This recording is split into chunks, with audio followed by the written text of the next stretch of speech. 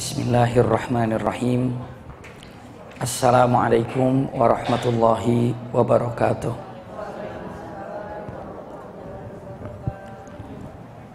Innal hamdalillah nahmaduhu wa nasta'inuhu wa nastaghfiruhu wa na'udzu billahi min syururi anfusina wa min sayyiati a'malina. May yahdihillahu fala mudilla lahu wa may yudlilhu fala hadiyalah. Asyhadu an la ilaha illallah wahdahu la syarikalah taqriran bihi wa tauhidan wa asyhadu anna Muhammadan abduhu wa rasuluhu amma ba'du. Allahumma la sahla illa ma ja'altahu sahla wa anta taj'alul hazna idza syi'ta sahla. Allahumma inna nas'aluka hubbaka wa hubba man ahabbaka wa hubba amalin yuqarribuna ila hubbika bi rahmatika ya arhamar rahimin. Amin ya rabbal alamin. Alhamdulillahirabbil alamin. Mudah-mudahan pertemuan kita pada pagi hari ini seluruhnya disertai dengan rahmat dan berkah Allah Subhanahu wa taala. Kesempatan yang sangat berbahagia ini masih dalam bab nawaqidul wudu, bab atau hal-hal yang membatalkan wudu. Hadis-hadis telah kita bahas dan telah di akhir daripada pembahasan kita boleh berzikir kepada Allah setiap saat. Dan hadis selanjutnya mungkin belum pernah dibaca, berbekam tidak membatalkan wudu. Tahu bekam? Ya. Dalam hadis Rasulullah SAW, saya sampaikan dulu hadisnya. Wa an Anas bin Malik radhiyallahu anhu anna an-nabiyya sallallahu alaihi wasallam ihtajama wa shalla wa lam yatawadda, akhrajahu Daruqutni wa layyana. Iya. Dengan mengatakan bahwa bersumber dari Anas bin Malik radhiyallahu an, sesungguhnya Nabi sallallahu alaihi wasallam telah berbekam, setelah berbekam langsung melaksanakan sholat tanpa wudhu lagi. Berarti bekam ini tidak membatalkan wudhu. Silahkan mau berbekam. Untuk laki-laki tidak, atau untuk perempuan tidak sesering laki-laki, karena perempuan ini ada yang namanya bekam rutin, head. Ya, head itu adalah bekam rutin yang memang terjadi setiap bulan. Itu adalah haid, dan itu kalau wanita sedang haid itu tidak perlu dibekam karena itu sedang proses pembekaman. Iya. Jadi darah kotor itu sedang dikeluarkan, itu sedang proses bekam. Makanya ketika wanita mau dibekam ditanya, lagi haid tidak? Saya lagi haid. Nggak usah. Kenapa? Ibu lagi dibekam. Kenapa dibekam lagi? Iya, lagi dikeluarkan kotoran itu. Maka subhanallah, perempuan itu tidak sesering seperti laki-laki. Kalau laki-laki tidak ada yang haid, makanya dikeluarkan bekam itu. Ya, dengan berbagai macam tempat dan teori yang ada. Bekam itu adalah syar'i. Bekam itu adalah syariat. Dibekam, iya, diruqyah. Ada lagi pengobatan kai, tapi beberapa ulama ada yang mengatakan haram kai ini, ada juga yang mengatakan makruh, iya. Tapi paling tidak ma'al karohiyah, makruh kai ini. Ya, kai, tahu kai?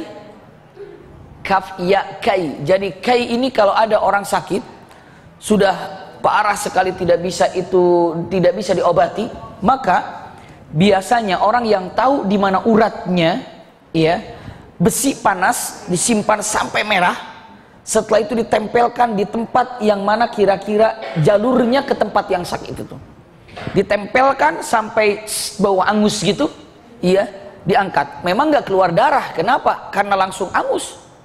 Langsung hangus, tempelkan langsung hangus, tempelkan. Biasanya ada 3 atau 4 atau 5 kai, ada yang dijidat di sini, ada yang ditaruh di sini kainya, ya.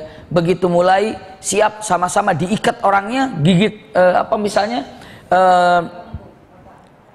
gigit kain atau kayu gitu segala macam sudah siap, serempak semuanya, cet, gitu ya. Dia akan menjerit kesakitan, beberapa lama diangkat lagi, itu langsung kering, iya. Itu adalah kai. Tapi beberapa ulama mengatakan ini adalah tidak disyariatkan. Kenapa? Karena menyakitkan. Tapi ada juga kata-kata mengatakan akhirud dawa al-kai. Iya, dengan mengatakan bahwa terakhir obat itu adalah kai. Tapi beberapa ulama dengan menyebutkan ini adalah haram, ini adalah makruh, ini adalah pengobatan kai namanya. Tadi ruqyah, kalau ruqyah sudah sering tahu semuanya, ya. Tapi ada lagi yang namanya hijamah atau namanya apa tadi? Bekam. Bekam itu dipersilahkan, bunda dibekam dengan berbagai macam urutan yang ada. Punten. Yang dikeluarkan itu adalah darah kotor. Yang dikeluarkan itu adalah darah kotor. Saya sampaikan kalau yang namanya jin itu sangat suka di tempat yang kotor-kotor, itu jin. Di tempat yang kotor, di tempat yang bau itu sangat suka sekali. Dan darah kotor yang mengalir dalam tubuh ini itu memberikan peluang untuk jin untuk dipersilahkan berada di tempat kita ini. Maka dari itu, punten, salah satu untuk menghilangkan dari hal yang seperti itu dibekam. Karena apa? Disempitkan kotoran yang ada, otomatis menyempitkan ruang lingkup jin yang ada di tubuh ini. Mungkin bisa, mungkin. Di mana? Melalui pori-pori, mungkin. Maka sebaiknya kalau ibu punya suami belum pernah dibekam, bekam. Niatkan saja untuk mengikuti sunnah Rasulullah SAW. Iya, bekam. Insya Allah kalau sudah dibekam ketagihan. Iya, karena rasanya ada beberapa yang hilang berapa kilo gitu dalam tubuh ini. Suaminya coba dibekam, subhanallah, coba dibekam, nikmat. Iya, jadi sistem bekam itu luar biasa dan bermacam-macam. Saya dibekam berani pas di Indonesia saja. Waktu di Mamlakah sana, saya tidak berani dibekam. Karena apa? Karena mereka itu pakai silet, apa namanya? Disayatnya pakai silet, gitu ya. Jadi saya ngeri gitu pakai silet itu. Jadi nggak jadi lagi. Sampai di Indonesia saya nggak berani bekam. Punten. Ini mungkin sekedar saya hanya menyampaikan agar sunnah ini hidup. Agar sunnah itu hidup. Walaupun bunda mungkin hanya 3 bulan sekali ataupun 5 bulan sekali dibekamnya, ya, silakan coba lakukan itu. Subhanallah, begitu pulang ke Indonesia di sini, itu ada boleh dibilang ya penyakit buat saya pribadi. Anehnya apa? Anehnya kalau kita lagi hati nggak tenang, itu langsung semacam biduran. Merah di sini semuanya, merah semua ke tangan tuh, merah semuanya. Di sini merah, gatal semuanya. Terutama hati tidak tenang itu apa? Kalau lagi ditunggu sama jamaah, terlambat, jalan macet, ditelepon terus. Itu udah kacau, itu pasti merah. Iya. Pasti merah dan biduran. Stres kalau dibilang sekarang. Ya gimana lagi, mau ditenang-tenang juga gimana? Udah nyampe mana nih jamaah? Jadi kepikiran kan? Langsung tuh merah. Langsung merah, langsung merah. Terutama kalau saya bagian di Meruya, itu insya Allah telat. Iya. Padahal saya sudah berusaha berangkat dari rumah pertama jam 7 terlambat, setengah 7 masih terlambat, jam 6 nggak terlambat, cuma nyasar, sama aja terlambat. Karena tempatnya pindah-pindah kan. Jadi subhanallah itu kalau sudah begitu merah. Saya coba ke dokter kulit, saya coba ke dokter itu, dokter ini. Kapan tumbuhnya, datangnya? Jawabannya simpel. Kalau lagi ada pikiran. Stres bilangnya begitu ya, tapi kayaknya negatif kalau stres itu. Tapi saya nggak tahu, bilang oke lah biar paham aja.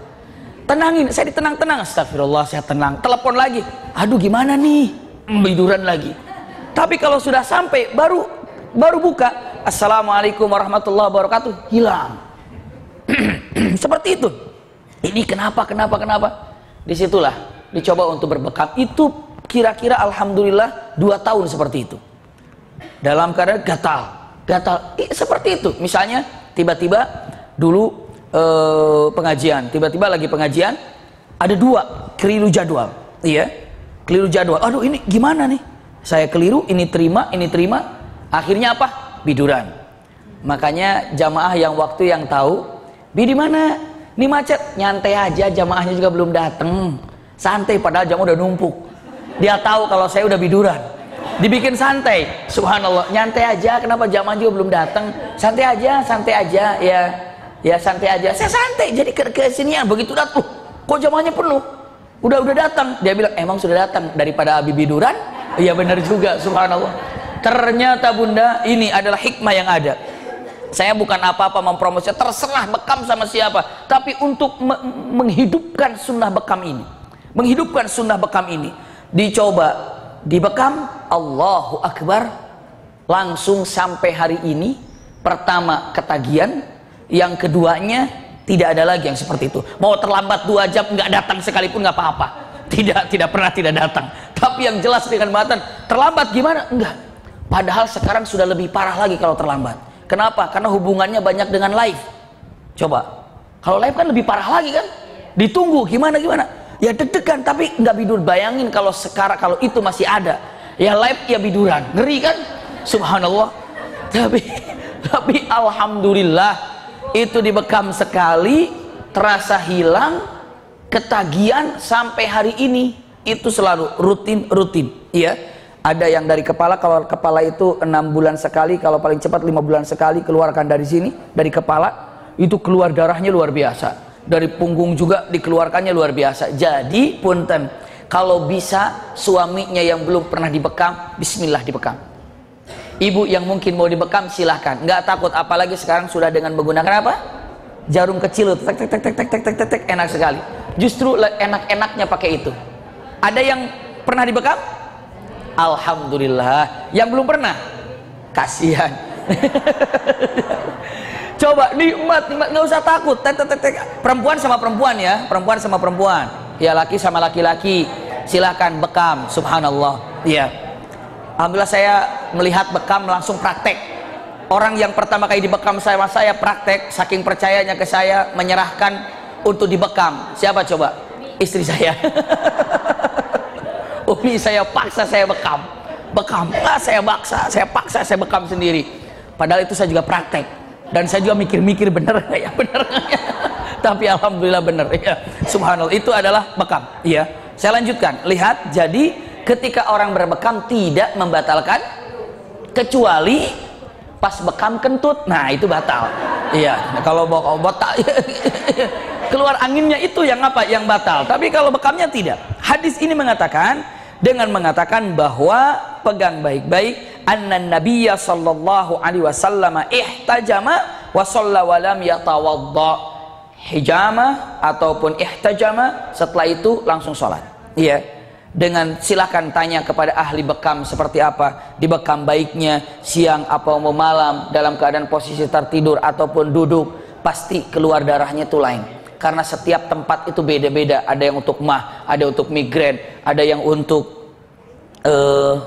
macam-macam penyakit lah. Insya Allah mereka sangat tahu. Ini adalah masalah bekam. Intinya ketika bunda nanti setelah bekam tidak membatalkan wudhu. Silahkan kalau yang belum pernah coba bekam, berbekamlah. Selanjutnya, tidur membatalkan wudhu. Ini cukup panjang hadis ini.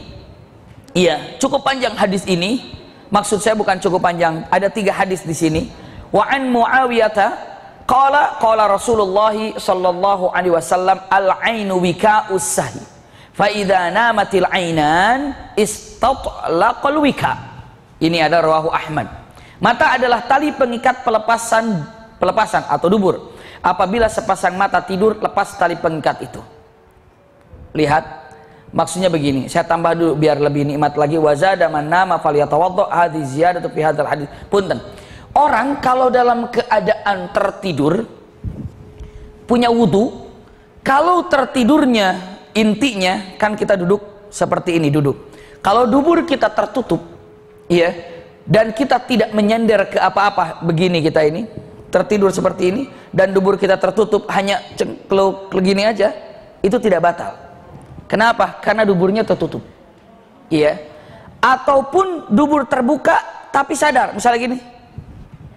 Sedikit terbuka dubur, tapi sadar, itu juga tidak batal. Iya. Tapi kalau dia ini dubur tertutup tapi nyender, batal karena dia bersandar. Iya, ngorok lagi ditambah tuh katanya. Ataupun punten, iya, dia ini tidak nyender begini tidurnya, tidak nyender, tapi apa? Tapi duburnya terbuka, lubang duburnya. Maka para alim ulama dengan mengatakan mata ini, iya, ikatan daripada lubang dubur tersebut. Kalau seandainya dia tertutup, ini yang di bawah terbuka. Bisa dipahami ya? Ini tertutup, yang di bawah terbuka. Syaratnya agar tidak terbuka, cineten. Apa cineten itu? Apa itu namanya? Diem. Iya. diem gitu ya, jadi nggak kemana-mana. Iya, langsung gini. Bahasanya enak. Cineten, sudah lama ngomong cineten ya. Cineten itu kalau burung diem gitu nggak gerak-gerak, itu cineten ya namanya. Jadi istilahnya tidak bisa batal duduk dan tertidur seperti ini. Insya Allah ini tidak membatalkan wudhu. Silakan. Jadi kalau ibu nunggu maghrib ke isya duduk begini ternyata ketiduran, asal kita tidak bersandar dan dubur kita tertutup, sah wudhunya dan tanpa diulangi lagi. Iya. Tapi kalau seandainya bunda ternyata maghrib nunggu isya, setelah isya punten tinggal sholat, ibu sebetulnya punya wudhu sih, sebaiknya wudhu lagi apa enggak? Apa langsung sholat? Gini, lihat nih, ibu habis sholat maghrib nih, habis sholat maghrib duduk baca Quran, zikir, doa, ibu nggak batal, belum batal. Adzan isya, iya. Setelah adzan isya, ibu kan tinggal sholat isya. Wudhu masih ada. Sebaiknya bunda wudhu lagi, apa langsung sholat aja karena sudah punya wudhu? Hah? Kenapa? Ini dia ini. Kena nih. Kena. Lihat bunda. Saya sampaikan, ya. Laula an asyukka ala ummati, kata Rasulullah, kalau umatku tidak keberatan. Belum diselesaikan udah. Ini nggak sabar mau denger jawaban. Kalau umatku tidak keberatan, aku akan perlakukan 3 hal. Kalau umatku tidak keberatan, tapi karena umatku takutnya menjadi keberatan, maka aku akan jadikan sunnah ini. Iya, karena umatku takut keberatan. Kalau tidak keberatan, aku akan jadikan wajib ini. Tapi takut umatku keberatan, itu hebatnya Rasulullah itu. Takut keberatan. Pertama, sebelum sholat siwak. Coba kalau diwajibkan sebelum sholat siwak, ibu di tas semua bawa siwak semuanya. Subhanallah. Kadang-kadang lagi itu begitu taruh, nih siwak saya mana tadi, ketuker ya. Subhanallah. Udah yang mana aja. Subhanallah. Lagi gitu, kok ini bau jengkol, itu bekas saya kan. Jadi la haula wala quwata illa billah. Bisa dibayangkan kalau seandainya bisa diwajibkan, untung saja. Gimana? Coba yang pakai behel, pakai siwak, nyangkut semua, nyangkut semuanya. Tapi pun untung saja namanya siwak itu tidak diwajibkan, tapi apa? Sunnah. Iya. Kenapa? Kalau bisa bunda, pahalanya besar. Siwak itu besar. Sebelum sholat siwak.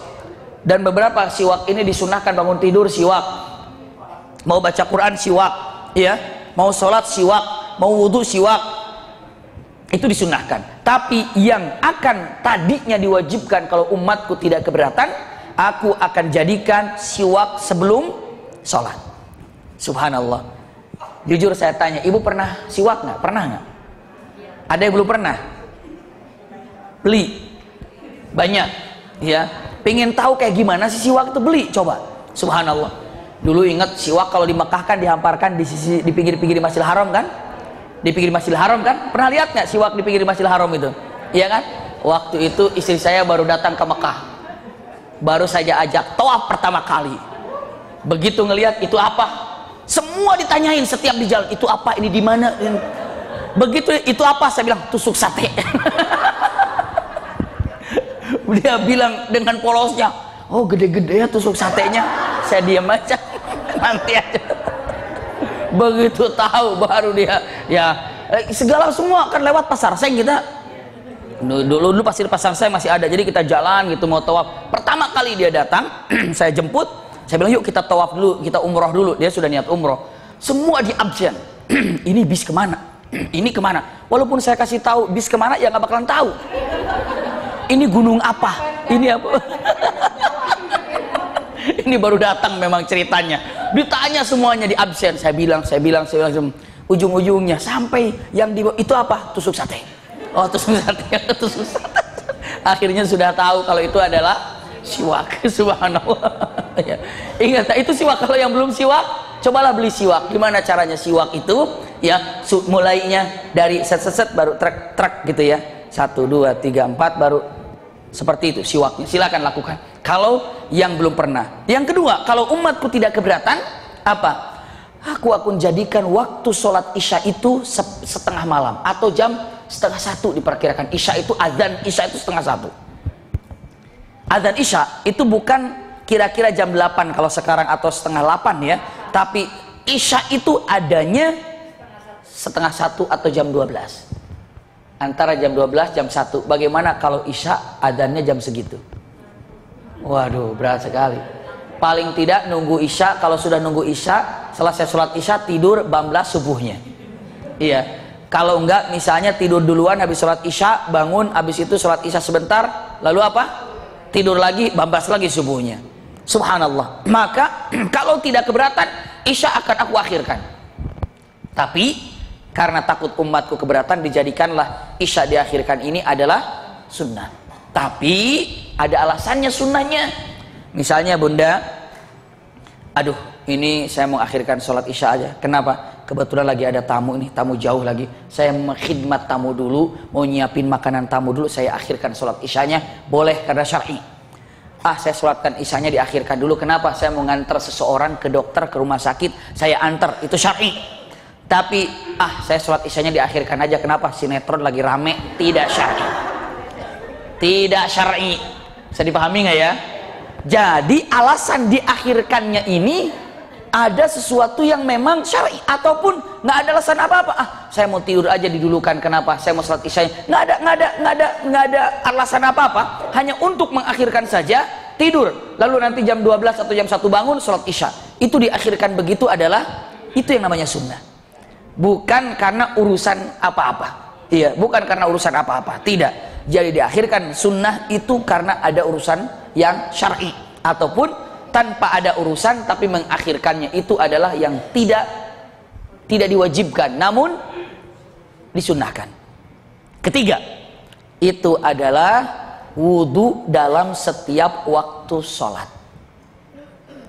Kalau umatku tidak keberatan walaupun masih punya air wudu, tapi kalau seandainya punten tidak keberatan, aku akan perintahkan setiap sholat wudu, setiap sholat wajib bunda. Iya, masih punya wudu, Allahu Akbar, isya, alhamdulillah, sholat isya, wudu lagi. Batal? Rasulullah bilang, saya tidak batal. Kenapa dilanjutkan? Karena kalau umatku tidak keberatan, aku akan perintahkan wudu setiap waktu sholat.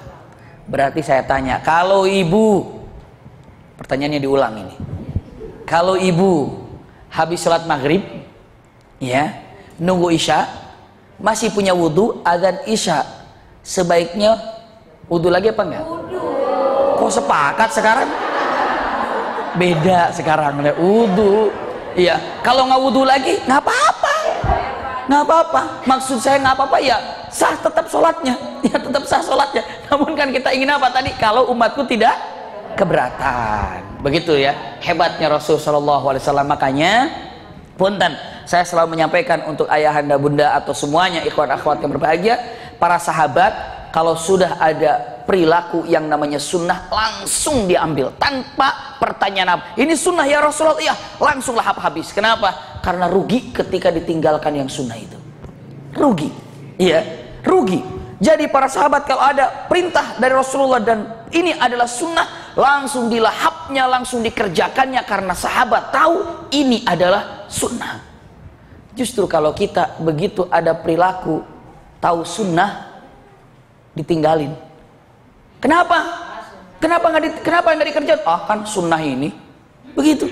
Sahabat mengerjakan sunnah karena tahu sunnah, kita meninggalkan sunnah karena tahu itu adalah sunnah. Cuma beda artinya aja.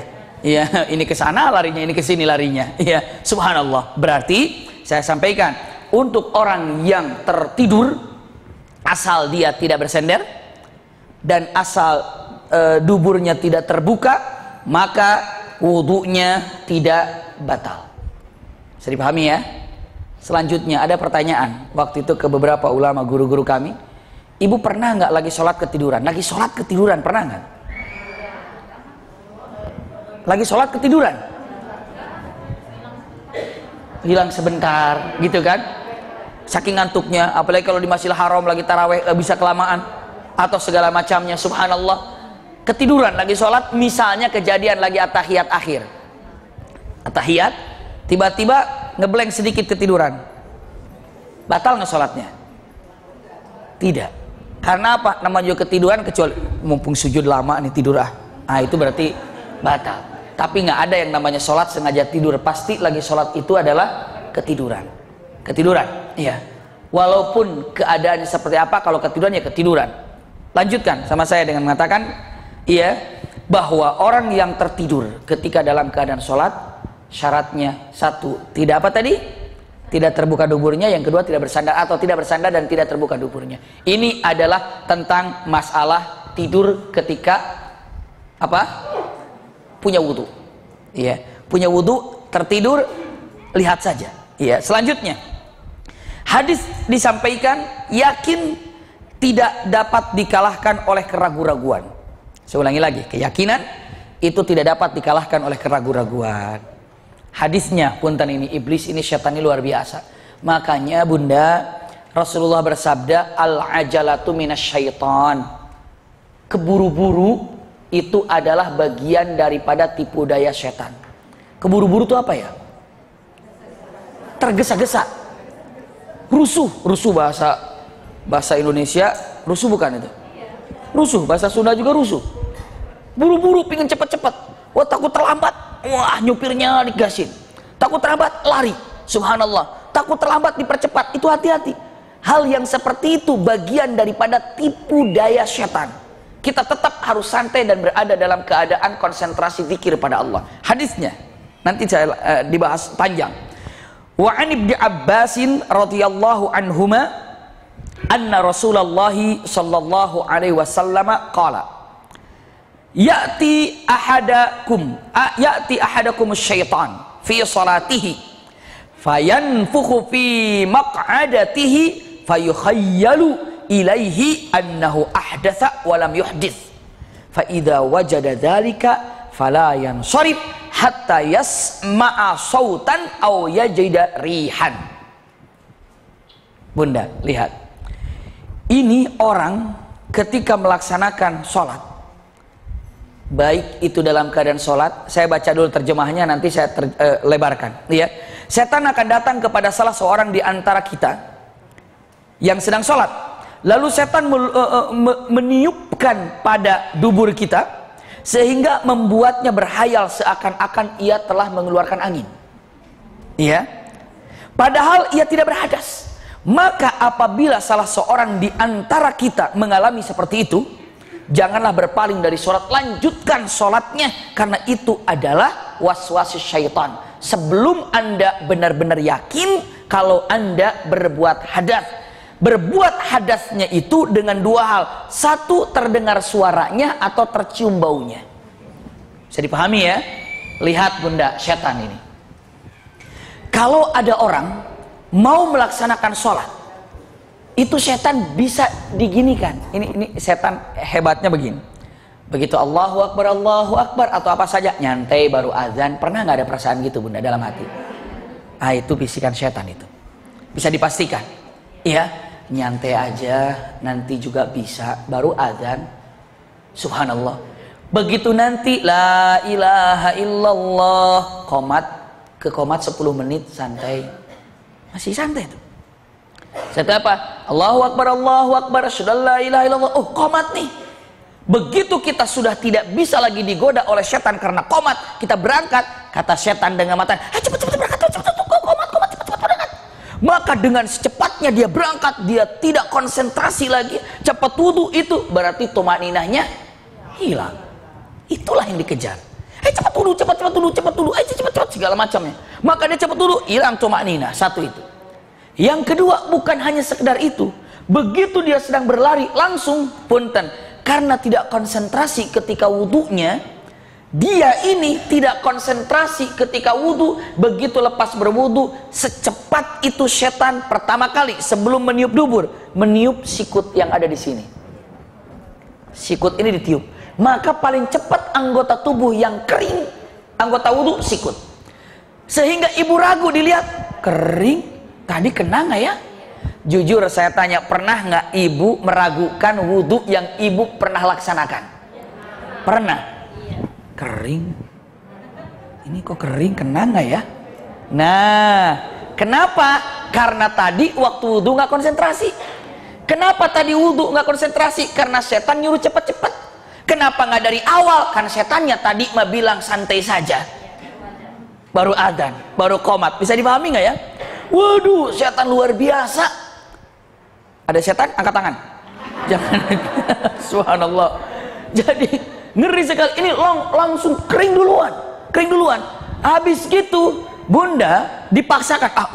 Tadi udah bener kok tadi wudhu, udah bener kok tadi. Allahu Akbar, kepikiran. Bener nggak wudhu saya ya? Itu dia. Terus kepikiran. Kayak bener deh tadi. Allahu Akbar, imamnya ruku. Allahu Akbar. Wudhunya bener saya. Percuma saya wudhu. Sami Allah. Udah deh, yakin. Wudhu saya benar. Misalnya, setan langsung yang kedua meniup daripada dubur. Sehingga lagi sholat kerasa kerpak gitu di perut itu. Ada perek. Ini kayaknya keluar angin deh. Nah, ketika melakukan hal itu, bunda jangan kepikiran apa dan apa. Katakan ini adalah waswasus syaitan. Tetap konsentrasi. Kecuali bunda yakin, kata Rasulullah, jangan membatalkan sholat anda. Teruskan sholatnya, kecuali bunda yakin kalau bunda itu batal. Cara yakinnya batal apa? Dua, satu mencium bau, yang kedua dengar suara. Ya, kalau tidak yakinkan ini setan yang mengganggu dan saya tidak batal, terus sholat. Tapi kalau hal yang dua ini terjadi, jangan coba-coba tambah keyakinan. Udah tahu bukan. Udah tahu itu asli. Masih bukan. Lagi sendiri lagi baunya ada, bukan ini tetangga dari mana? Subhanallah. Jadi punten. Ini dia, setan ini sangat pandai menggoda saat kita mau melaksanakan kebaikan, dibikin santai. Begitu di last minute-nya ataupun mau di ujungnya langsung disuruh untuk cepat-cepat sehingga tidak konsentrasi, sehingga ketidakkonsentrasian ini dibawa dalam keadaan sholat. Subhanallah, sering banget. Saya kalau lagi Jumatan, subhanallah, Jumatan mesti ada yang lupa. Kadang-kadang begini nih, lagi Jumatan, tas bawa nggak ya? Apa taruh di mobil ya? Itu sering saya gitu. Lagi Jumatan kan, tas bawa apa taruh di mobil ya? Ribet bawa tas ke sana. Taruh di mobil aja lah. Tetap taruh di mobil, yakin taruh. Begitu berangkat di masjid, jangan-jangan udah inget teman-teman saya yang mobilnya dibongkar, laptopnya hilang. Jangan-jangan saya sempat buka BB lagi Jumatan sama teman saya yang suka nganter-nganter pengajian, ya, tolong bawa tas saya di mobil. Untung BB saya nggak nyampe. Coba kalau BB saya nyampe ke dia, mungkin dia bawa gitu. Iya kan, istilahnya wah disuruh nih bawa tas gitu. Khatib sudah mulai. Aduh, jangan-jangan apalagi ngelihat, wah ini taruh di mana sih, tadi parkir jauh banget di sini.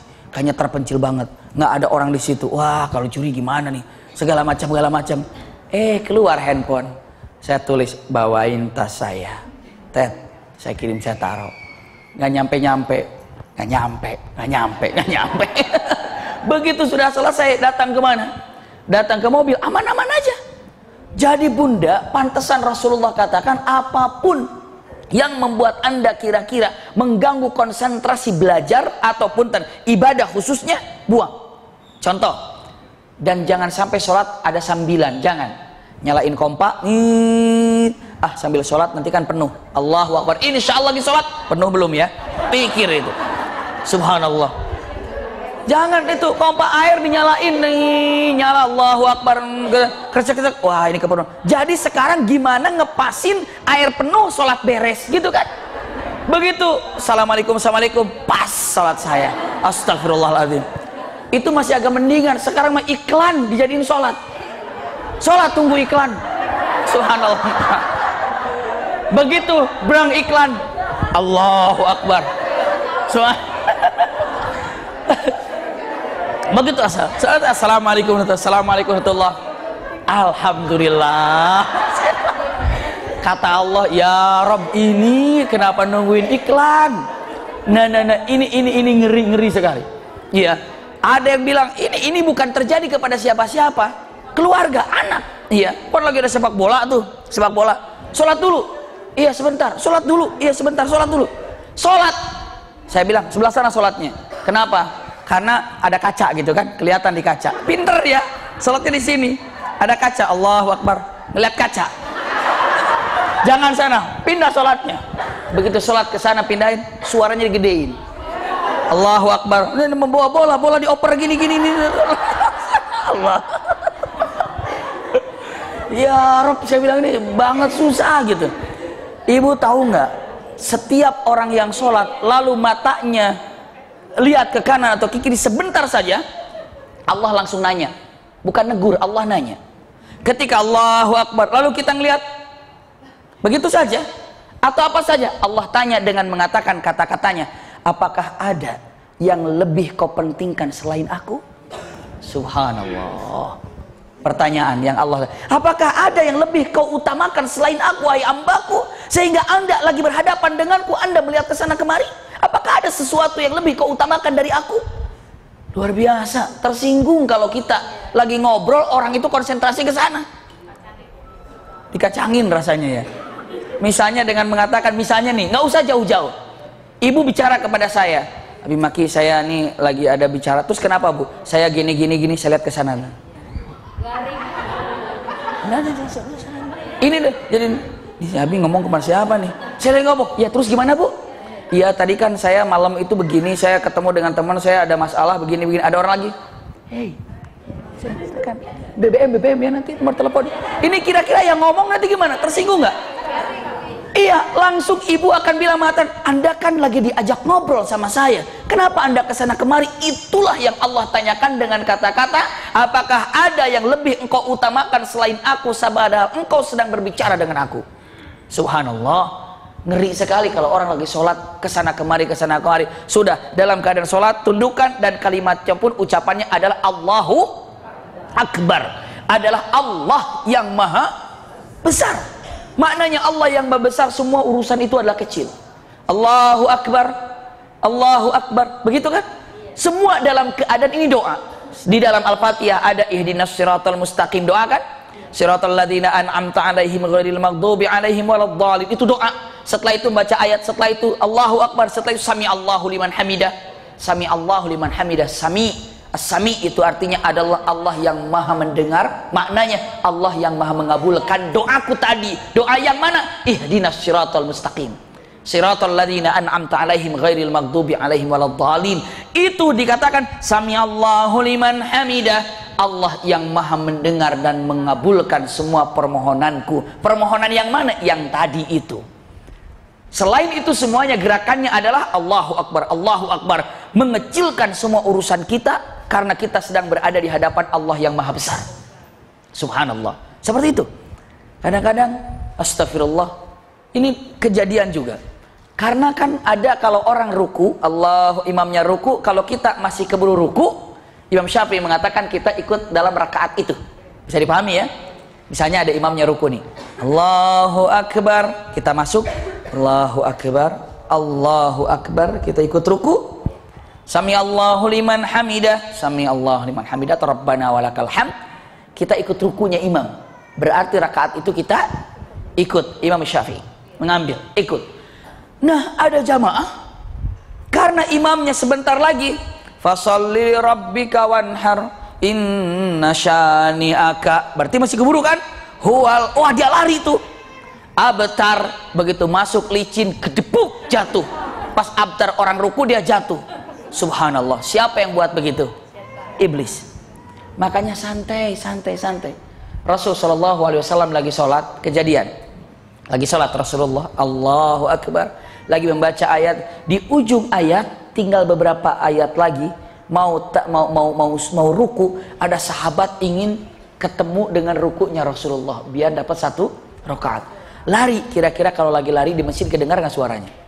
Puk gitu kan? Dan Rasulullah juga dengar. Rasulullah dengar. Setelah selesai sholat, Rasulullah tanya, siapa tadi yang berlari ketika saya mau ruku? Bisa dipahami ya? Saya ya Rasulullah. Kenapa berlari? saya ingin cepat-cepat berjamaah agar dapat 1 rakaat bersamamu yang pertama ya Rasulullah. Rasulullah jawab apa? Fa'alta khairan walakinna la tu'id. Engkau telah melakukan perbuatan yang baik tapi jangan diulang. Subhanallah, hebat kata ya. Kau telah melakukan yang baik tapi jangan diulang. Hebat kata-katanya. Engkau telah melakukan yang baik tapi jangan diulang. Berarti kita ini kalau ada imam sebentar lagi ruku, cepat-cepat apa enggak? Enggak usah. Kata Rasulullah, kamu tuh berbuat baik tapi jangan diulangi lagi. Hebat kata-katanya ya. Bagus tuh status BB-nya. Kau telah berbuat baik tapi jangan diulangi. Subhanallah. Iya. Tanda tanya. Jadi itu kata-katanya, kau telah berbuat baik tapi jangan diulangi. Fa'alta khairan walakinna la tu'id. Subhanallah. Ini tentang masalah sholatnya. Saya lanjutkan. Yang tidak dapat dikalahkan oleh keraguan-raguan tadi, punten, tidak boleh ragu ketika melakukan sesuatu. Maka apapun sebelum kita melaksanakan sholat harus rapih agar tidak terganggu, termasuk yang namanya ketika sholat pun setan bisa menggoda. Godaannya apa? Meniup dubur kita. Godaannya apa? Meniup tangan kita. Godaannya apa? Semua pikirannya melayang-layang. Ibu punten, kau lagi sholat, telinga aktif jangan? Aktif. Kalau lagi sholat, hidung aktif nggak? Kalau kecium bau gas segala macam, aktif kan, kebaca kan?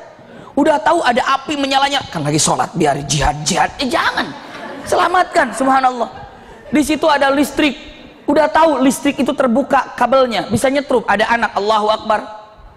Biarin kesannya nyetrum kan lagi sholat. Punten, angkat dulu anaknya, selesaikan dulu.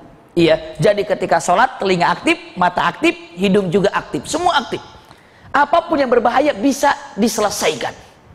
Bisa diselesaikan kalau kita di luar kekuasaan. Misalnya lagi sholat Allahu Akbar, kita lupa. Lupanya apa? Lupa misalnya tiba-tiba ada lupa anak, tiba-tiba punten, anak bayi misalnya, kita lagi sholat tiba-tiba bayi itu yang pegang-pegang gitu, pegang remote, truk ternyata nyalakan, suaranya kencang.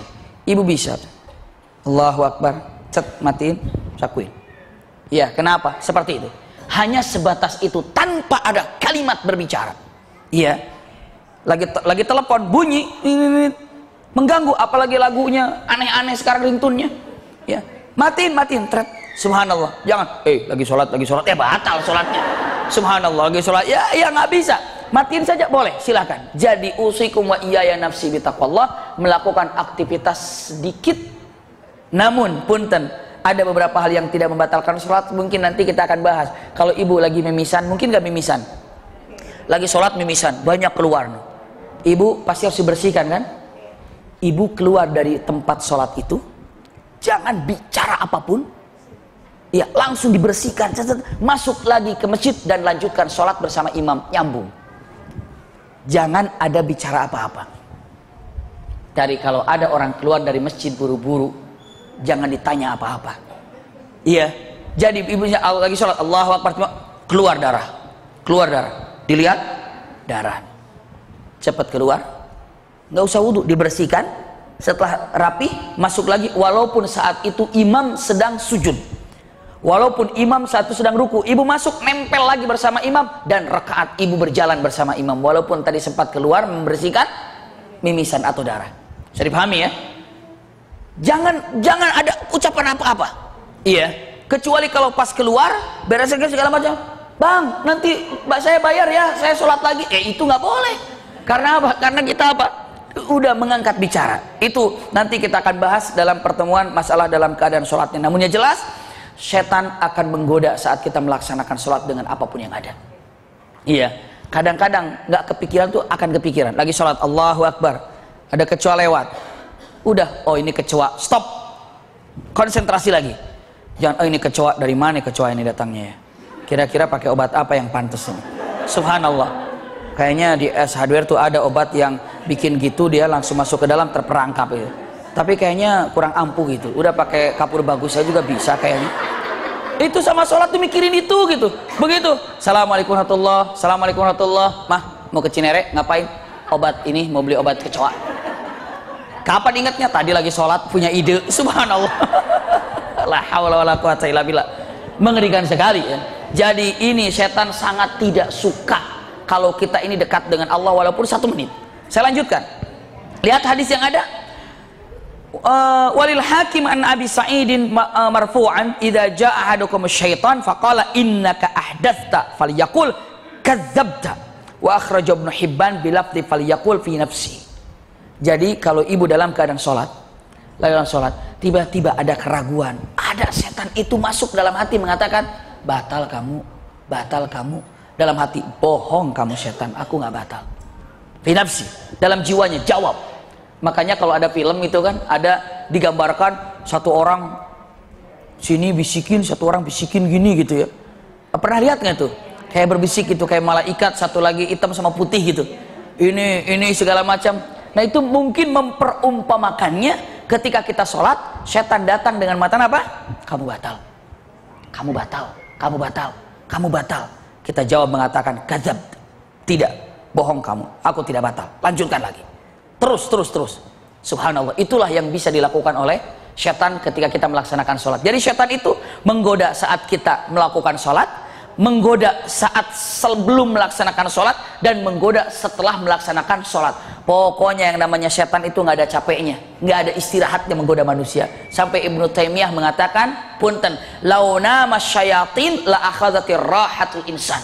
Kalau setan itu tertidur, istirahat, pasti manusia akan istirahat dari maksiat. Kenapa? Setan tuh nggak pernah istirahat dari maksiat, terus jalan. Nggak ada capeknya, nggak ada capeknya. Nggak ada capeknya, nggak ada capeknya. Nggak ngantuk, enggak. Nggak lelah, enggak. Nggak lapar, enggak. Nggak susah, enggak. Susahnya setan itu apabila orang mukmin tidak bisa diganggu oleh setan. Itu saja kesusahannya. Subhanallah. Dan punten, kalau ibu cara mengusir setan, jangan bentak-bentak setan. Iya, dalam hadis Rasulullah SAW, wala talumus syaitan. Jangan engkau menghardik setan dengan ucapan kata-kata marah-marah kepada setan. Karena setan tidak akan pernah menjauh dari kita kalau kita mengucapkan itu. Misalnya, dasar setan kurang ngajar, gara-gara kamu nih setan, saya subuh jadi terlambat, kata setan. Baru tahu saya kurang ngajar nih.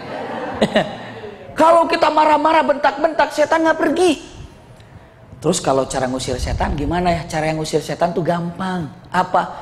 Sebut nama Allah saja setan pergi. Iya, sebut nama Allah saja yang paling gampang. Allahu Akbar, setan pergi. Sebut subhanallah, setan pergi. Begitu. Ibu tahu paling berat paling berat yang pernah terjadi, Masya Allah, nikmat sekali airnya nih. Lagi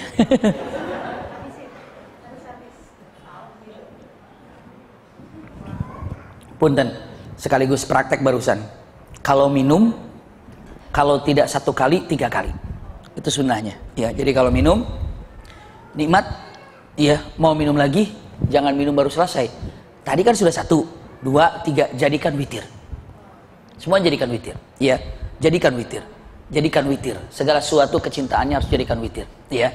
Jadi kalau bunda melihat dengan mata mau minum belum kenyang, jadikan 3 ya, seperti itu. Itu adalah sunnah untuk minum dijadikan witir. Coba kalau kita lihat beberapa para alim ulama ketika lihat subhanallah, apapun yang dia lakukan itu hikmah buat kita semuanya.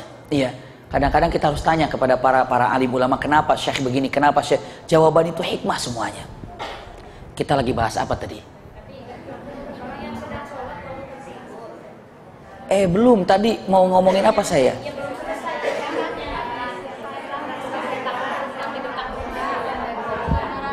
Ya, kalau gitu bulan depan deh kalau gitu. Tidak. Lihat, bismillah ya.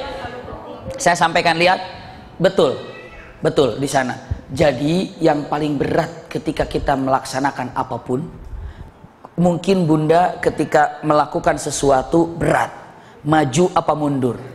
Ibu tahu maju adalah syariat, mundur itu adalah melanggar misalnya.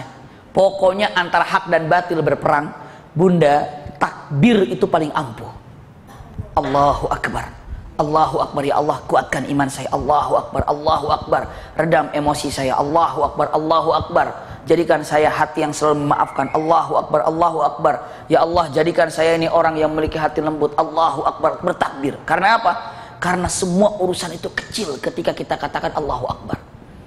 Punten, Bunda tahu Nabiullah Ibrahim alaihissalam, pernah saya sampaikan, diulang untuk lebih meyakinkan. Nabi Ibrahim alaihissalam tidak jumpa dengan anaknya Nabi Ismail cukup lama kan? Lalu Allah izinkan untuk jumpa Nabi Ibrahim dengan Nabi Ismail. Begitu Allah jumpakan Nabi Ibrahim dengan Nabi Ismail, subhanallah, lama tidak jumpa. Kira-kira kalau ibu tidak jumpa dengan anak begitu lama, begitu jumpa itu gimana kira-kira? Waduh, senangnya luar. Ini bertahun-tahun, nggak jumpa bertahun-tahun.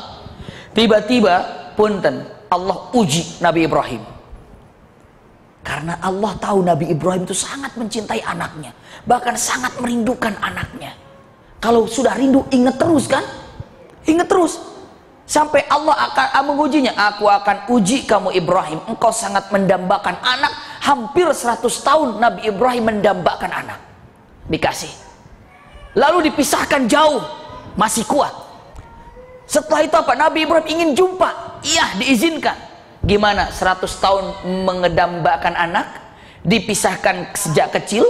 Setelah itu dipersilahkan untuk jumpa. Kira-kira gimana seorang ayah ingatnya kepada anak? Luar biasa. Diuji oleh Allah. Wahai Ibrahim, aku akan uji kamu.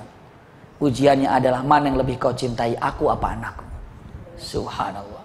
Apa? Sembelih anakmu. Sembelih anakmu. Sembelih anakmu. Sembelih anakmu. Allahu Akbar.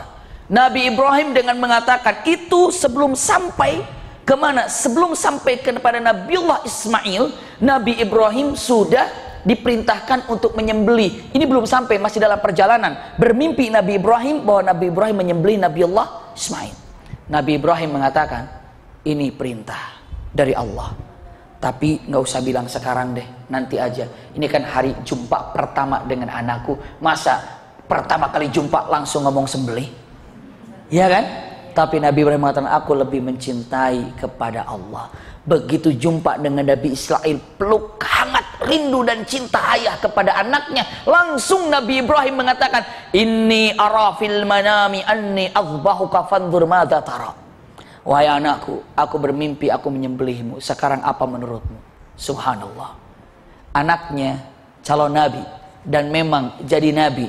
Anaknya tahu kalau Nabi bermimpi itu hak. Langsung anaknya mengatakan, if'al ma tu'mar satajiduni insyaallah minas sabirin. Kerjakan. Karena saya tahu engkau cinta kepada aku, tapi engkau harus lebih mencintai Allah daripada aku.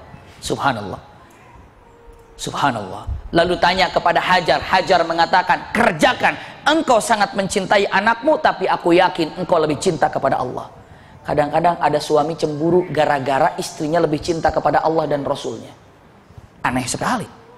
Dan semoga punten, ibu tidak mencintai kepada suami melebihi cinta ibu kepada Allah dan Rasulnya. Maka berdoalah ya bagi yang kesemsem sama suaminya. Iya, tahu kesemsem? Kesemsem itu apa ya? Cinta mati sama suaminya, gitu ya.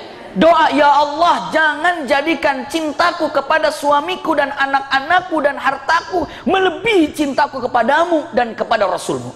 Pernah doa gitu bunda? Belum? Ayah lagi. Cek. Bismillah, bismillah. Ya, doa begitu. Ya Allah, jangan kau jadikan cintaku kepada keluargaku melebihi cintaku kepadamu. Subhanallah. Dibuktikan oleh Allah kepada Nabi Ibrahim. Nabi Ibrahim mengatakan, nah, akan disembelih kamu ini. Siap ayahku. Mana pedangnya? Silahkan pilih, ada beberapa pedang. Mana yang paling tajam? Ayahanda lebih tahu mana pedang yang paling tajam untuk menyembelihku. Diambil pedangnya. Dan pedang yang tajam ini luar biasa. Nabi Ibrahim alaihissalam pingin lebih tajam lagi yang namanya pedang. Maka diasahnya bunda. Diasahnya. Di depannya ada Nabi Ismail, di samping kanannya ada Hajar. Sambil mengasah begini, Setan datang menggodanya, setan datang mengerumuninya, menggoda Ismail, menggoda Hajar, menggoda Ibrahim, subhanallah, alaihimussalam, semuanya digoda. Subhanallah. Coba, ini pedang mau digunakan menyembelih anaknya. Diasah sendiri, sambil anaknya nunggu, istrinya nunggu. Di situ Nabi Ibrahim alaihissalam digoda, tiga-tiganya digoda. Untuk menguatkan kekuatan ini, Nabi Ibrahim bertakbir sambil mengasah pedang. Allahu Akbar, Allahu Akbar, Allahu Akbar. Subhanallah. La ilaha illallah, wallahu akbar. Allahu Akbar walillahil hamd. Subhanallah. Itu langsung bertiga, Allahu Akbar, Allahu Akbar, Allahu Akbar.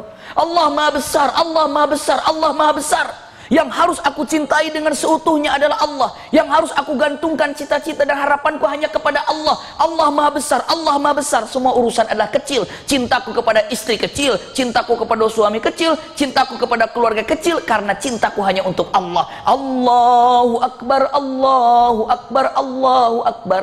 La ilaha illallah, wallahu akbar. Kembali Allahu Akbar itu terulang. Sampai berapa kali coba? Allahu Akbar, Allahu Akbar, Allahu Akbar. La ilaha illallah, wallahu akbar. Allahu Akbar walillahil hamd. Subhanallah. Kalau Bunda memahami takbir yang biasa kita ucapkan ketika Idul Fitri, Idul Adha, waduh, tahu maknanya, tahu sejarahnya. Ketika ada satu kesulitan apapun, Allahu Akbar, Allahu Akbar, Allahu Akbar. La ilaha illallah, wallahu akbar. Allahu Akbar walillahil hamd. Kalau ada urusan apa-apa, perang batin antara hak dan batil yang ada di dalam hati kita, duduk Allahu Akbar, Allahu Akbar, Allahu Akbar. Syaitan akan pergi jauh, dan pastinya Allah akan memberikan kepada hati Bunda kekuatan dan pilihan yang hak, pilihan yang benar. Seperti itu, asal kuat di dalam hati. Jadi kata-kata takbir ini satu hal yang luar biasa. Tapi sekarang sudah kacau. Kalau dulu pejuang takbir Allahu Akbar lawan Belanda, Allahu Akbar lawan Jepang. Ini sekarang demo Allahu Akbar pagar hancur, Allahu Akbar ban dibakar. Sudah aneh-aneh kan? Kalimat Allahu Akbar itu sudah di mana-mana sekarang, tapi maknanya beda. Ngeri sekali. Ngeri sekali. Kalimat Allahu Akbar itu seolah-olah untuk merusak gitu. Allahu Akbar itu buat Allahu Akbar marah. Bukan. Allahu Akbar itu bukan karena marahnya. Allahu Akbar, Engkau yang Maha Besar. Semua urusan ini kecil, maka aku serahkan semuanya kepadamu. Hatta nyawa sekalipun serahkan. Allahu Akbar. Harus karena Allah, bukan karena emosi. Pernah Sayyidina Ali bin Abi Thalib, Ali bin Abi Thalib berperang dengan orang kafir. Hampir mengadu pedangnya itu 1 jam lebih. Adu pedang terang bergulat, subhanallah. Akhirnya dengan ketangguhan dan kekuatan Ali bin Abi Thalib, pedang orang kafir bisa disingkirkan, dan orang kafir sudah jatuh di bawah, dan pedangnya sudah siap di sini. Subhanallah, sudah disiapkan di lehernya. Tinggal apa? Cret, bunuh. Tapi sunnah dan seharusnya ketika membunuh itu jangan disakiti. Kalau bunuh secepatnya. Maka punten Ali bin Abi Thalib tarik nafas, istirahat sejenak sambil menyimpan pedang di leher orang kafir ini untuk mengumpulkan tenaga agar bisa 1 kali tebas putus. Makanya kan tadi habis capek kan, makanya siap gitu kan, begitu. Tapi ini yang dibawa sambil nunggu di pedang ini, dia juga capek, saking bencinya kepada Ali bin Abi Thalib, mengumpulkan ludahnya, diludahinya Ali bin Abi Thalib, tepat kena wajahnya. Subhanallah. Marah nggak Ali bin Abi Thalib? Pasti marah. Ali bin Abi, aduh, ini diludahi ke sini. Dielapnya oleh Ali bin Abi Thalib. Tiba-tiba gemetaran Ali bin Abi Thalib dan memasukkan pedangnya dan pergi. Orang kafir itu kaget. Loh, kok nggak jadi? Udah perang hampir 1 jam, udah diludahin, gara-gara diludahin malah nggak jadi disembelih. Ali, sebentar Ali, sebentar Ali. Ali bin Abi Thalib, ada apa? Saya hanya ingin tanya, kenapa kamu tidak jadi membunuhku? Ibu tahu jawaban Ali bin Abi Thalib apa? Ya, saya tidak jadi membunuh karena awal saya berperang denganmu, saya itu tadinya membunuh karena Allah. Tapi begitu engkau meludahiku, aku jadi marah dan jadi emosi. Saya takut membunuhmu bukan karena Allah, tapi karena emosi saya. Saya tidak punya pahala. Subhanallah, hebat ya. Sama-sama hasil membunuh, tapi bisa beda niat. Hebat sekali, niatnya beda. Aku nggak bisa membunuhmu, kenapa? Tadinya aku karena Allah, tapi gara-gara diludahi, aku jadi marah. Saya takut membunuhmu karena emosi. Nggak jadi. Langsung penjahat itu mengatakan, asyhadu an la ilaha illallah wa asyhadu anna muhammadar rasulullah. Inikah yang diajarkan dalam Islam? Ya. Subhan, niat dalam hati. Tidak ada orang yang tahu tentang niat kita ini. Niat. Semua bisa datang sama-sama, tapi niat berbeda saja, dapatnya lain. Iya kan? Punten, orang yang hijrah ke kota Madinah, itu pahalanya surga. Itu mutlak itu. Orang yang berani meninggalkan kota Mekah, pindah ke kota Madinah, pahalanya surga. Mutlak, asli, nggak ada tawar-menawar. Tapi ternyata ada beberapa orang yang juga meninggalkan kota Mekah, pindah ke Madinah, tapi nggak dapat surga. Kenapa? Karena niatnya satu, dia ke Madinah karena apa? Karena pacarnya hijrah. Aduh, pacar saya hijrah nih. Ini yang saya cari-cari hijrah. Allah, saya hijrah juga biar saya jadi istrinya, jadi suaminya. Berangkat hijrah. Hadis yang mengatakan, kata-katanya, punten, apa? Ka innamal a'malu binniyat wa innamal likulli imri'in ma nawa faman kanat hijratuhu lidunya yusibuha aw imra'atin yankihuha fa hijratuhu ila ma hajara ilai. Dia hijrah itu karena pacarnya ke Madinah. Dia ikut. Dia dapat ke Madinah, pahalanya bukan dapat pahala hijrah, dia hanya dapat pahala nikah saja. Bisa dipahami, Bunda? Yang satunya lagi berangkat ke sana karena apa? Karena teman bisnisnya apa? Karena teman bisnisnya punten hijrah, maka dia berangkat. Karena apa? Teman bisnisnya hijrah. Na'udzubillah, tidak dapat apa-apa. Niat. Perbaiki niat kita yang ada. Makanya para alim ulama mengatakan, bahkan perkataan Rasul, jaddidu niyatakum, perbaiki niat yang ada di dalam hati. Niat itu bisa berubah secepat itu, tapi istiqomahkan dengan niat. Subhanallah, niat punten. Ketika kita niat sudah kokoh kuat, sudah siap di mobil mau datang ke pengajian, lihat sale ya, sel gitu kan, iya 50%, 60% langsung. Jam 8 buka, jam 10 habis, muter. Kok kesini? Sel gede-gedean. Ngaji, ntar Kamis juga ada lagi. Astagfirullahaladzim. Siapa tahu justru di hari Kamis itu malaikat sudah nunggu nama-nama yang didaftarkan mau surga nih Kamis sekarang ini. Siapa ini? Rugi gara-gara sale. Subhanallah. Coba, nah ketika itu Allahu Akbar, Allahu Akbar, Allahu Akbar. La ilaha illallah, wallahu akbar. Terus jalan. Allahu Akbar walillahil hamd. Begitu sampai di sini kata setan kehabisan. Coba ya. Loh, Mbak, masih ada nggak barangnya? Ya, subhanallah, masih saja. Punten, berat sekali untuk jaga istiqomah. Punten, Bunda, masing-masing ya. Nabi Ibrahim tadi yang diberatkannya siapa tadi? Nabi Ismail kan? Iya. Nabi Ismail kan? Dicintai oleh Nabi Ibrahim kan? Saya sampaikan, masing-masing di antara Bunda punya Ismailnya masing-masing, tapi berbeda. Ada nggak yang dicintai, yang disukai oleh kitanya? Ada. Bisa jadi tas, tuh tas katanya. Bisa jadi gelang Ismail kita ini. Berani kita sembelih nggak kira-kira? Bisa jadi tanah yang berhektar-hektar, yang berbata-bata, nggak manfaat. Itu Ismailnya itu. Pak, kayaknya nggak manfaat ini seabrek-abrek baju segini nggak kepake-pake nih. Ini Ismail kita ini, Pak nih. Diapain ini? Yuk kita sembelih. Gimana? Terserah sembelihnya. Punten, saya tanya, ibu punya Ismail nggak sekarang? Maksudnya yang dicintainya tadi. Suami juga ada kan? Itulah. Berani nggak kita berkorbannya? Caranya apa? Takbir tadi. Allahu Akbar, Allahu Akbar, Allahu Akbar. Tapi sekarang astagfirullah, ketika takbir seperti itu, yang ada sekarang disertai dengan apa? Petasan. Allahu Akbar, Allahu Akbar, Allahu Astagfirullahaladzim. Coba bagaimana? Jadi khidmatnya itu sudah tidak ada. Sekarang sekali lagi saya katakan, kalau bunda dalam keadaan perang batin, takbir, takbir, takbir. Itu mengokohkan niat yang awal yang kita miliki. Banyak niat yang lurus bisa berubah, kurang istiqomah. Saya harus jaga bagaimana? Takbir, takbir, seperti itu. Ini kata-kata yang luar biasa. Kembali lagi, setan tidak akan menjauh dari kita karena kita bentak-bentak. Tapi setan akan menjauh dari kita ketika kita menyebut nama Allah. Satu kalimat saja, Allah, dia pergi. Allah, kekuatan dahsyat. Ada seseorang ketika Rasulullah SAW tertidur di pohon, iya, tertidur.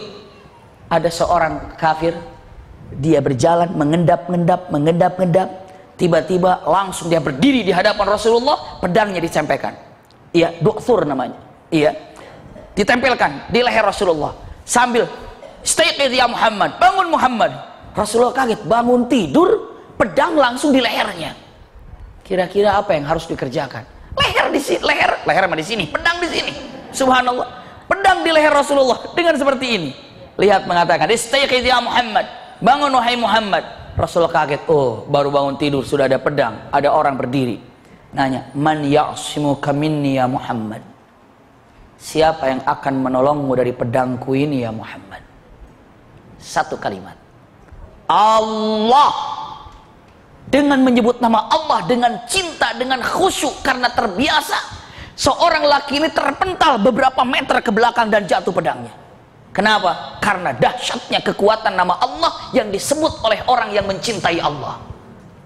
Dahsyat. Begitu terpental, diambil oleh Rasulullah pedangnya dan langsung ditempelkan ke laki-laki tersebut. Wal an man ya'simuka minni ya du'thur. Sekarang du'thur, siapa yang akan menolongmu dari pedangku? Dijawab oleh laki-laki itu, mengatakan, la ahad illa min rahmatik. Tidak ada yang bisa menolongmu kecuali kasih sayangmu ya Muhammad. Bisa dipahami ya? Namun saya katakan tadi, Rasulullah cukup menyebut nama Allah, terbebas dari berbagai macam musibah, terbebas dari berbagai macam kesulitan. Kenapa? Karena Rasulullah menyebut nama Allah dengan cinta dan dengan sayang, dengan khusyuk. Berapa kali kita bisa menyebut nama Allah begitu Allah berlinang air mata kita? Berapa kali? Pernah? Nggak usahlah berlinang air mata, bergetar hati kita ketika menyebut nama Allah. Pernah nggak begitu? Coba kalau misalnya $1.000.000, getar tuh, ada der gitu karena duit. Ya. Tapi kalau bilang Allah, coba rasakan cintanya. Iya, tadi Rasulullah menyebut nama Allah langsung apa? Terpental. Coba kalau kita praktek malam-malam nanti jalan di daerah Bogor itu, di Parung itu kan agak gelap-gelap. Tiba-tiba ada orang pakai pedang. Siapa yang nahan ibu dari pedangku ini? Ibu jawab, Allah. Putus leher kita. Kenapa? Kita nyebut nama Allahnya jarang. Makanya bunda sekarang terbiasa gimana sih caranya untuk menyebut nama Allah. Bagi bunda yang pernah, bahkan sering, bahkan merasakan nikmatnya menyebut nama Allah menjadi mesra, pastikan ketika sakaratul maut mudah dibimbing oleh Allah. Kenapa? Karena Anda selalu menyebut nama Allah dengan mudah, dengan cinta. Coba, nggak usah panjang-panjang. Kadang-kadang zikirnya apa? Ini subhanallah, lalu alhamdulillah, lalu la ilallah. Ini melulu, ada yang lain nggak? Astagfirullah. Ada yang lain lah yang aneh dikit kok, yang zikirnya yang nggak panjang, cuma begini-begini. Dari SD juga saya hafal. La haula wala quwwata illa billah. Justru itu, kita menyebut nama Allah saja belum bisa dengan cinta. Kadang-kadang ada orang mukmin nyebut nama Allah aja kurang fasih. Ya Allah, ya Allah, ya Allah. Coba gimana itu? Ya Allah, ya Allah, ya Allah, ya Allah. Fasih. Kenapa? Karena orang yang fasih itulah yang sebaiknya membimbing orang yang sedang dalam keadaan sakaratul maut. Ya. Jadi insya Allah hari Sabtu ini ya. Hari Sabtu ini Pak Sutri kita akan mempraktekkan memandikan jenazah dan mengkafani jenazah. Ya, dan menguburkan jenazah secara syariat. Setelah selesai, silakan bunda kalau mau praktek duluan. Ya. Ya, jangan dulu Bi katanya. Ya udah terserah. Tapi insya Allah besok. Karena apa bunda? Asik ya kalau ibu wafat yang memandikannya itu adalah keluarga, ada suami atau suami yang wafat memandikannya bunda atau orang tua yang wafat. Subhanallah, gimana sih cara syariat memandikan jenazah itu? mudah insya Allah. Iya. Selanjutnya gimana cara membungkus dengan kain kafannya, lalu membawa ke masjidnya seperti apa, kita akan lebih awal mulainya insya Allah jam 9 ya Mbak ya. Jam 9 kita akan mulai ya. Jam 9 itu kita sudah mulai.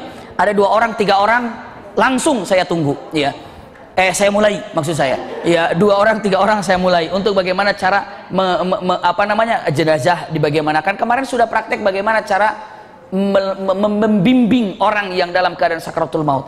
Sabtu ini akan bahas tentang bagaimana sih cara memandikan. Jangan sampai ada yang meninggal kita nggak tahu cara memandikannya kayak gimana. Iya. Selanjutnya apa lagi? Oh begini cara memandikan jenazah. Bismillah. Seperti itu Bunda. Iya. Iya, bonekanya sudah ada. Iya, bonekanya sudah ada. Sudah kenalan belum apa bonekanya? Ya nanti saya Subhanallah, ini saja dapat saya sampaikan. Kesempatan yang datang kita akan judul baru adalah adab membuang hajat. Rasa-rasanya adab membuang hajat sudah pernah ya? Gimana Bunda? Silakan, gimana Bunda? Kenapa?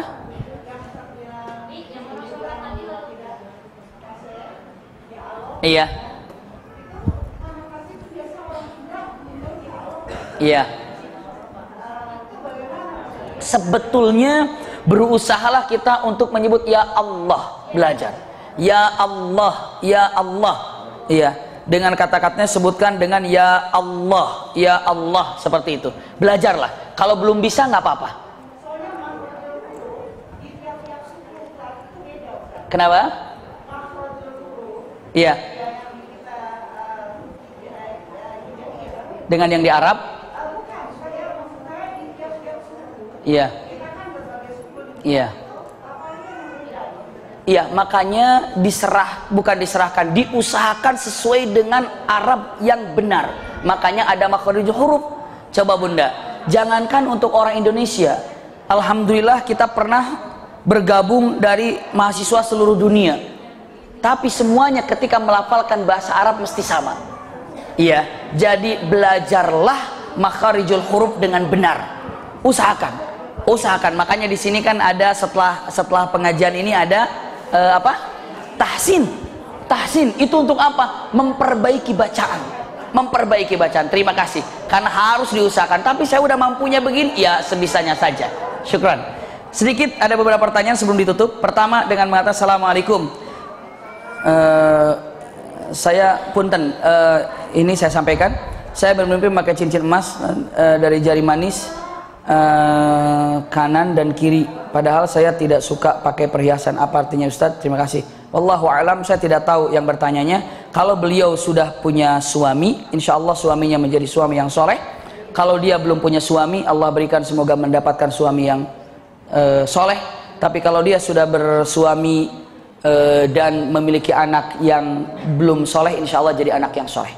Pokoknya insya Allah kalau ada orang perempuan tapi syaratnya ya bermimpi dengan menggunakan cincin, ya, insya Allah ini merupakan satu kebaikan dari emas. Karena apa? Karena wanita itu adalah perhiasan dan emas juga adalah perhiasan. Ketika menyambung perhiasan dan perhiasan adalah kebaikan yang didapatkan. Wallahu a'lam. Iya.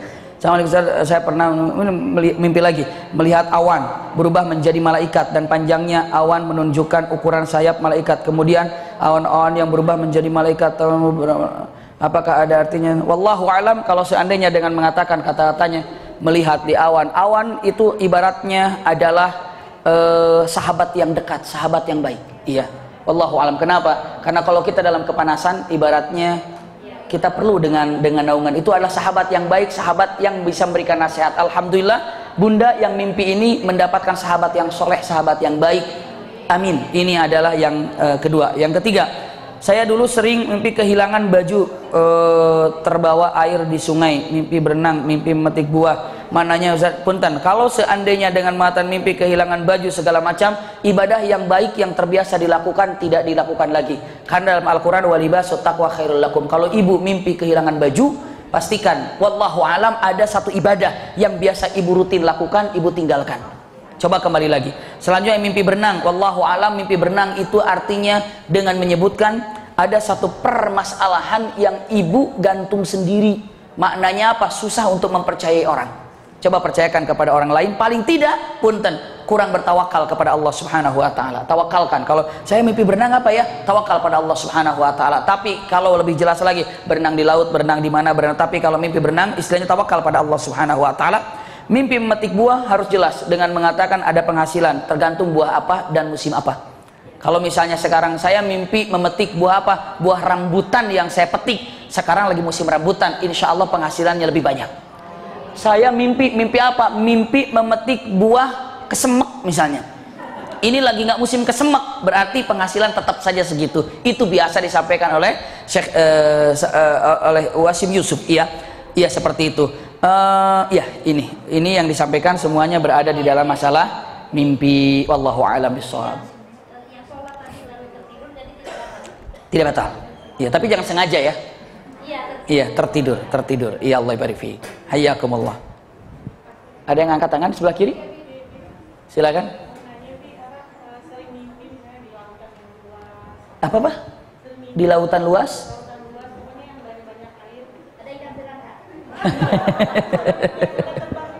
Wallahu alam. Kalau mimpi di lautan luas, semoga mendapatkan usia yang panjang dan berkah dan bisa menyaksikan anak-anak dan cucu dalam kesolehan. Melihat lautan luas segala macam, insya Allah usia panjang dan berkah. Mudah-mudahan seperti itu. Amin. Iya, usia yang berkah dan panjang. Wallahu a'lam.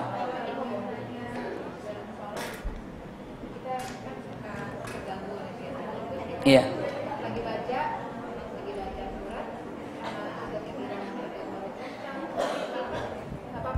Nggak apa-apa, istighfar.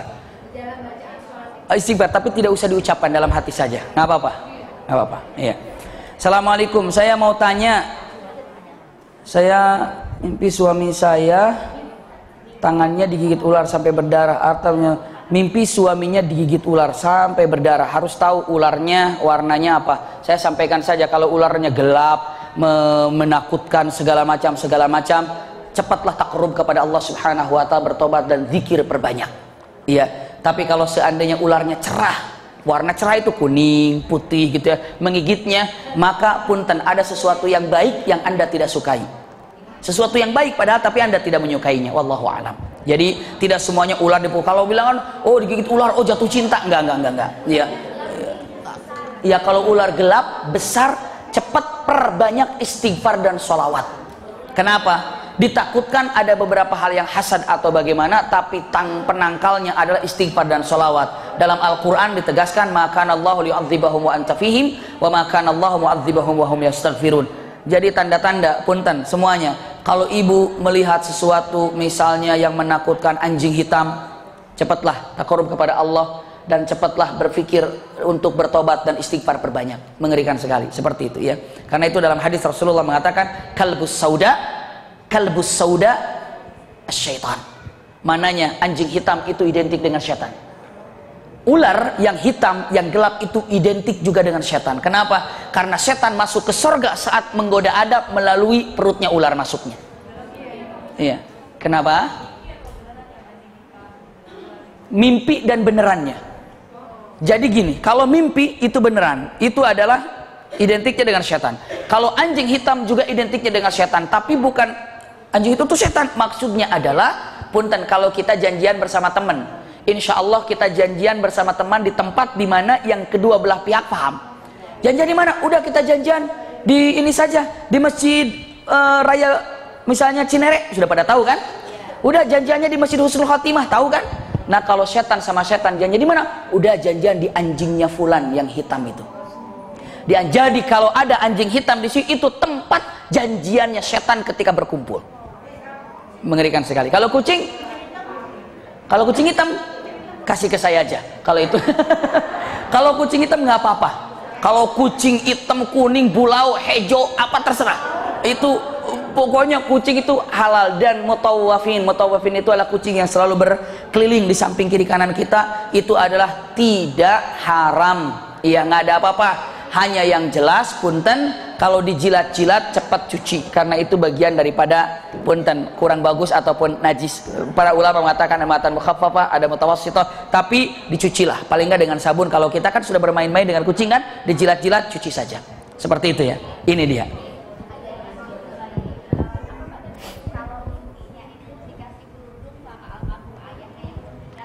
Dikasih kerudung oleh almarhum ayahnya. Kalau sekarang ini beliau dalam keadaan berkerudung, perempuan itu, iya, sudah mendisiplin kerudung dengan mengatakan orang tua ridho dengan apa yang telah dilakukannya.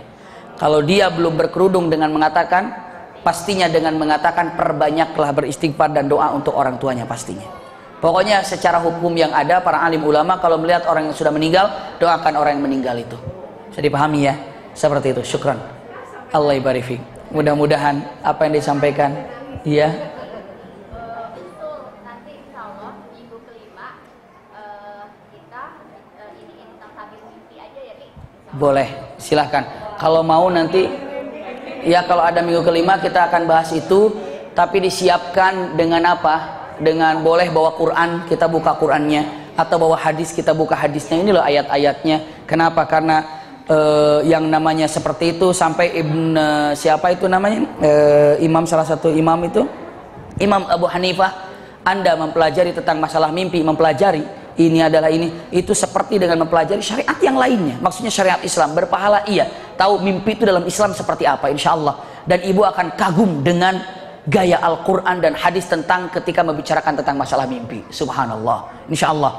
Iya, mudah-mudahan nanti kita ada kesempatan membahas tentang masalah ini khusus. Apa syariat Islam dalam masalah mimpi? Karena rata-rata ibu tidak ada yang tidak pernah mimpi. Walaupun setahun sekali, pokoknya insya Allah pernah lah. Iya, pernah lah. Subhanallah, alhamdulillah. Mudah-mudahan, ya. Apa itu? Wallahu a'lam. Kalau seperti itu terbebas dari hal yang jelek, yang buruk, maka harus disyukuri. Wallahu a'lam. Iya. Jadi ibu kalau mimpi menyusui kucing, iya, menyusui kucing, wallahu a'lam, tapi tidak semuanya. Kalau ibu punten, ini kaidah cukup panjang ya, saya tidak bisa panjang-panjang hari ini, namun hanya karena kalau ada ibu lagi bermimpi seperti itu, artinya nanti akan lain. Setiap orang yang lebih akrab, lebih tahu dengan saya akan lebih mudah untuk menerjemahkannya. Begitu ya. Tapi kalau ada orang yang belum tahu segala macam, itu mungkin bisa 30%-an. Tapi kalau sudah akrab segala macam, bisa jadi 70-50% bisa seperti itu. Makanya dengan mengatakan orang yang dekat dengan seseorang, lalu ketika bertanya itu lebih, karena apa? Berkaitan dengan tugas, berkaitan dengan tingkah laku, berkaitan dengan sifat, berkaitan dengan sehari-hari, seperti itu. Iya, makanya walaupun nanti ada mimpi begitu lagi, ibu misalnya, oh saya mimpi menyusui kucing, artinya belum tentu. Karena apa? Karena setiap orang mimpinya sama, tapi artinya pasti beda. Makanya tidak ada yang namanya kamus mimpi. Itulah salah satunya kami tidak bisa ikut dalam provider. Provider apa tuh? Yang ketik rek spasi dulu lagi rame-ramenya kan? Ketik rek spasi ketika beberapa datang ke rumah, waduh menggiurkan luar biasa. Tidak bisa, karena ini tidak bisa diwakilkan. Udah aja kasih apabila mimpi ini artinya gini, nggak bisa. Karena apa? Ini tidak boleh, karena ini adalah syariat, tidak dimain. Tapi ini gede loh, 1 SMS sekian, tidak bisa. Subhanallah. Itu berulang-ulang datang ke rumah, nggak bisa, tidak bisa.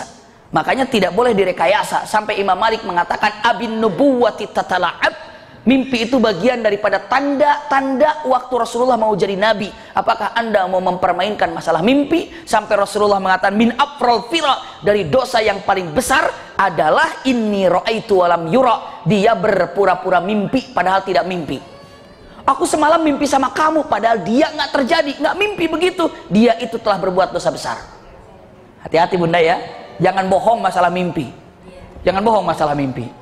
Ini nih penting. Nanti insya Allah kita akan bahas. Mudah-mudahan ada kesempatannya. Ya. Jazakumullah khair ala husni istimaikum. Lakum inni al-hubbu wa du'a. Sebelum ditutup, insya Allah kita kalau jadi bulan apa lagi cari waktu ya Mbak ya. Kita akan ada aja. Nanti ya rahasia. Bocoran dikit. Tapi saya juga bingung nih. Boleh diumumkan atau tidak. Tapi kalau ada yang ini nanti sama suami istri tapi mau khitanan masalnya di pesantren Tasikmalaya, tapi yang diajaknya suami istri, yang nggak bawa suaminya agak susah karena harus bersama muhrim berangkatnya nanti ke sana. Kecuali sekarang cari dulu yang belum dapat biar nanti bisa gitu. Nah, jadi suami istri karena apa? Karena nanti akan mengadakan acara apa namanya muhasabah di sana. Nanti kita akan Ya saya tidak menganjurkan, yang penting ada muhrimnya, itu aja. Ada muhrimnya kita berangkat ke sana. Tapi nggak tahu waktunya, nanti waktunya nggak tahu. Mudah-mudahan. Ya, ini sudah direncanakan dengan Rumil, insya Allah. Ini saya dapat sampaikan. Hari Sabtu saya tunggu bersama suaminya, bersama anak-anaknya untuk cara memandikan jenazah. Ini saja dapat saya sampaikan. Lakum minni al-hubbu wa du'a. Assalamualaikum warahmatullahi wabarakatuh. Subhanakallahumma wa bihamdika asyhadu an la ilaha illa anta astaghfiruka wa atubu ilaika walhamdulillahi rabbil alamin.